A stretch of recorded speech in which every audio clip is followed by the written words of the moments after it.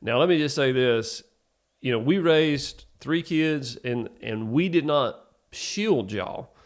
We do not believe that, putting a barrier between you and the world and then at 18 opening the door and kicking you out into it is the way to do it. Yeah, that's the same as the snake pit problem. Yes, there has to be a gradual exposing at an age-appropriate time when training has taken place and when the development of the child is right to be exposed to the things of the world.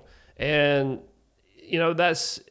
it seems like it ought to be common sense. If, back to the business analogy, I don't take my most dangerous, complex job. We do electrical work. Okay, we do energized electrical work, meaning we work on large pieces of switchgear with it energized, with a lot of dangerous voltage present.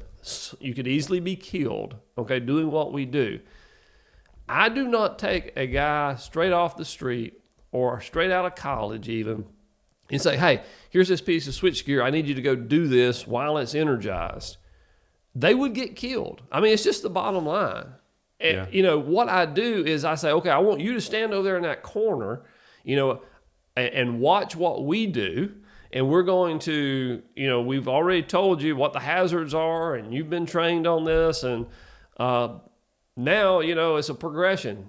Help me hold this. Mm-hmm. And it's just slowly over time do they get to where they can actually do the work unsupervised. Mm-hmm. And so it's that way in raising kids. And if whatever we're exposing them to, let's make sure they're ready to handle it. Mm-hmm. Otherwise, we're going to kill them. Maybe not physically, but spiritually, which is worse than physically. Yep. And so this seems like it ought to be common sense to us, but based on my observations, it must not be. Mm-hmm. We definitely would just tell people to approach raising kids in that way. Yeah, well, I think that the way that the reason that is not so commonly the approach is not so much because people don't agree with it, but because it's difficult. Because now, instead of saying you get no exposure or you get all of the exposure, you have to ride the line between the two. And that takes a lot of wisdom. And there are some ultra-conservative families out there that are under the impression that they are doing the difficult thing by holding their kid back from everything in the world. And I'm speaking to what I would consider my own kind here.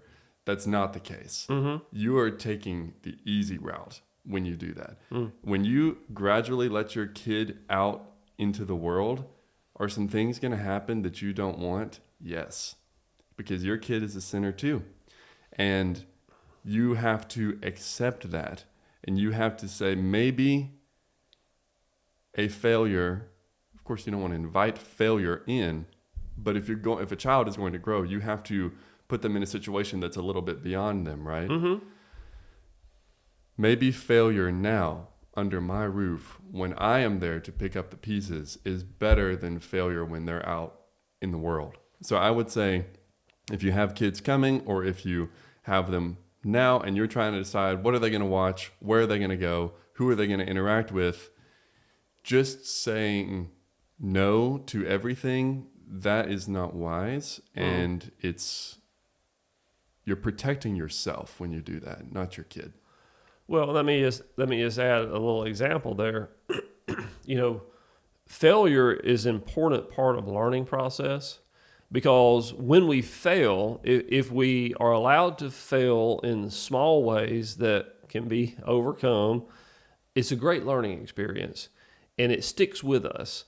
When we're doing a design, we're an engineer. We have an engineering company. We're doing it. Who knew that we'd have all the business analogies today? Yeah, I know. Yeah, it wasn't really planned this way, but just how it happened. So, we review design. We have a design review, and so in a design review, I'm not doing the designs anymore. I review them as if I'm the customer. Okay, and so we've got an engineering lead, and then we have a director, maybe a lead, and some other engineers. Well, what the directors sometimes will do, they don't want to present a bad design, and so a lot of times they'll protect their engineers by fixing their problems. And what I tell them is, don't do that. Make them present the problems, and let me find the problems, and let me tear into them for the problems, and let me tell them what a mistake this is and what the results of their mistakes are. And when they have to take the heat for that, it's not that we rip people apart, Sure. but if the result of the failure always rests on the leadership, then the underlings don't learn anything from it, right? They don't have the same concern for getting it right, because they know if something bad happens, it's just going to happen to their supervisor. But when they have to carry the weight of the responsibility, and they know the heat is going to come down on them, that all eyes are not going to be looking to the supervisor. They're looking to them. It makes them pay a lot more attention and ask the right questions and learn what they need to know in order to progress.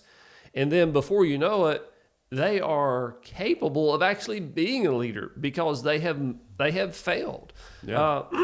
They know what it's like to take responsibility.